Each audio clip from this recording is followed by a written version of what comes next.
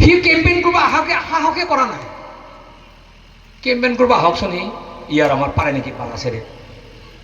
ইয়ে ফিল্ডত সোমোৱাৰ লগে লগে নহয় 20 জন ল'ৰা আমাৰ ঘেৰি ল'ব তাক। এনেই গুণ্ডা বুলি কৈছে, সঁচাই গুণ্ডামি কৰি দিম তাক। আৰু এই 17 চন মানতহে সি বাংলাদেশৰ পৰা অহা মানুহ, ইয়াত একে ৰচিত আলমটো বাংলাদেশীটো। সি বাংলাদেশী মানুহক আমি ভয় খাম নেকি? নাখাওঁ। 2026 আৰু 2029 নৰেন্দ্ৰ মোদী প্ৰধানমন্ত্ৰী হৈ থকাৰ সময়তেই আমি দিল্লীৰ পৰা 6 শিডিউল যে কাঢ়ি আনিম, এইটো খাটা নিদিলে ৰক্ষা নাই। দিব মোক লাগিব।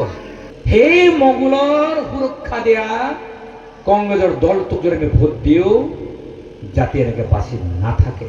সিদ্ধান্ত আপোনালোকৰ, মই বেলেগ ক'বলৈ নাই। ইণ্ডিপেণ্ডেণ্টত যিবিলাকে খেলিব, যাৰ দল নাই, তাৰ কামো নাই। মই বেয়াও পোৱা নাই, মইতো খোলাকে কওঁ মানুহ।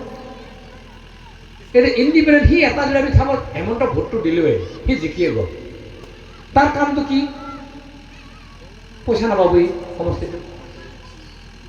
কংগ্ৰেছ এটা জিকি গ'লেই জিকাই পঠালো, ধৰি লওঁ আমি দোকানৰ পৰা জিকাই পঠালো কংগ্ৰেছটো।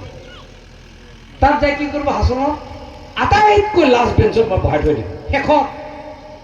শেষত আৰু যদি সি কিবা ক'ব খোজে, হ'ব পাৰে ৰাভমান, যদি কিবা ক'ব খোজে মই ক'ম, ভাই বহ, বেয়া পাই লাভ নাই। মই বেলেগ বস্তু মই অলপ বেলেগ টাইপৰ বস্তু। মই সেই বুলি গুণ্ডা নহয় দেই, সাৱধান। কংগ্ৰেছে কোৱাৰ দৰে মই গুণ্ডা নহয়, কিন্তু মই কমেই যদি এটা বা দুটা কংগ্ৰেছ জিকিতাৰ পিছত মানে আমাৰ এছেম্বলি একেবাৰে শেষত বহাই থৈ দিম।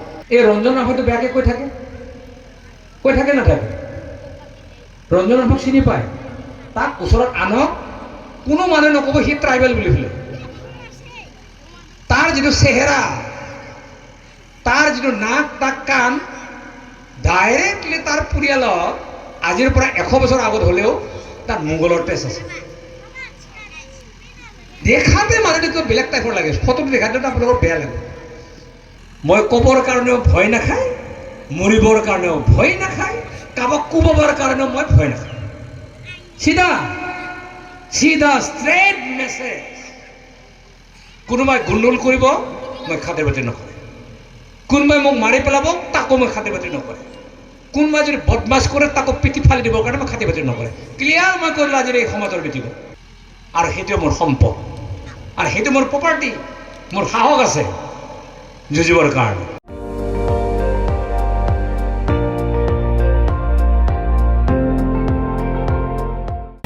আপুনি চাই আছে ND24, সৰ্বশ্ৰেষ্ঠ নহয় সৰ্বোত্তমৰ দৌৰ।